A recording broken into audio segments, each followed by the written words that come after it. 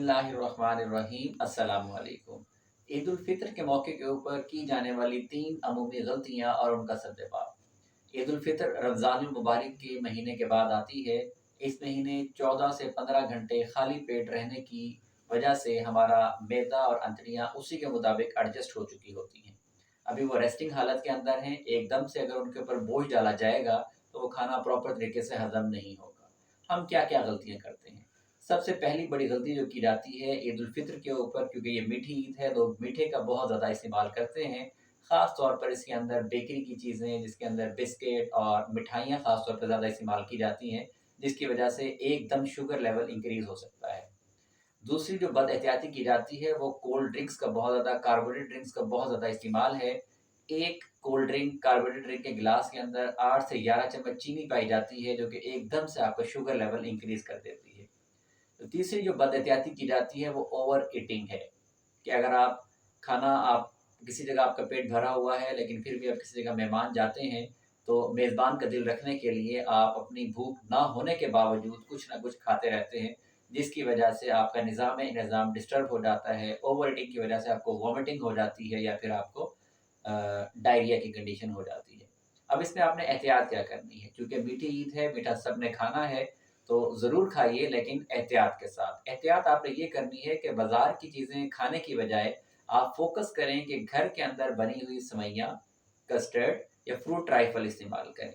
जो बेकरी की चीज़ें हैं, चूँकि वो मैदे से बनी हुई हैं, उनके अंदर फाइबर नहीं है, वो एकदम से आपका शुगर लेवल इंक्रीज़ कर देती हैं। लेकिन जब आप घर के अंदर बना हुआ मीठा इस्तेमाल करेंगे, तो उससे आपका शुगर लेवल एकदम इंक्रीज़ नहीं होगा। फ्रूट ट्राइफल खाने से, सेवइयाँ खाने से एक तो आपको सैटिस्फैक्शन भी हो जाएगी, पेट भी आपका भरेगा और शुगर लेवल भी एकदम से इंक्रीज़ नहीं होगा। फाइबर की वजह से खुराक आहिस्ता-आहिस्ता हज़म होगी और शुगर लेवल ग्रेजुअली इंक्रीज़ होगा। सेकंड जो हमने बात की कि कोल्ड ड्रिंक्स का बहुत ज़्यादा इस्तेमाल किया जाता है। लोग ये समझते हैं कोल्ड ड्रिंक्स पीने से खाना हज़म हो जाता है। ये गलत लॉजिक है जो कि हमारी सोसाइटी के अंदर मिथ बन गई है। क्योंकि कोल्ड ड्रिंक, कार्बोनेटेड ड्रिंक्स के अंदर कार्बन डाइऑक्साइड है। जैसे ही हम उसको पीते हैं, स्टमक के अंदर जाने के बाद जब वो गैस बाहर की तरफ निकलती है तो हमें डिगार आते हैं, और डिगार आने का मतलब ये समझा जाता है कि खाना हज़म हो गया। वो खाना हज़म नहीं हुआ, जो कार्बन डाइऑक्साइड आपने बोतल के साथ ली थी वही आपकी बाहर आ रही है।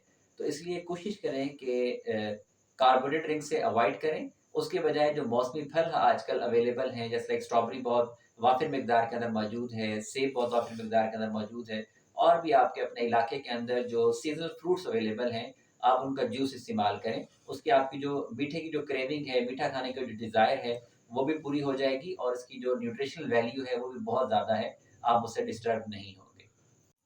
तीसरी जो बड़ी गलती है वो ओवर ईटिंग है, बसियारखोरी, खाए जाना, आपको भूख नहीं है फिर भी आप क्रेविंग्स को फ़िल करने के लिए, मतलब पेट तो आपका भर गया है लेकिन आपका मन नहीं भरा, या फिर आप किसी जगह मेहमान गए हैं तो मेज़बान का दिल रखने के लिए आपने कुछ ना कुछ खा लिया, उसकी वजह से ओवर ईटिंग हो जाती है। जब आपका मैदा फुल हो जाता है तो उसको कॉन्ट्रैक्ट और रिलैक्स करने के लिए प्रॉपर जगह नहीं मिलती, तो फिर वो उसके ऊपर ओवरलोड हो जाता है, या तो आपको वॉमिटिंग हो जाएगी या फिर वो डायरिया की तरफ आप चले जाएँगे। इसलिए आप इन तमाम चीज़ों से बचें, अपना एहतियात के दायरे के अंदर चीज़ें खाएँ, मिठाइयाँ, मीठी चीज़ें घर की बनी हुई, सीज़नल जो फ्रूट्स हैं उनका जूस पिएँ और ओवर ईटिंग से अवॉइड करें। इस मौके पर आप हमें भी अपनी दुआओं के अंदर याद रखें और हमारे चैनल को सब्सक्राइब करें, ताकि आने वाली वीडियोज़ जो हैं वो आपको टाइमली मिलती रहें और अपनी सेहत का आप ख़्याल कर सकें। Thank you so very much.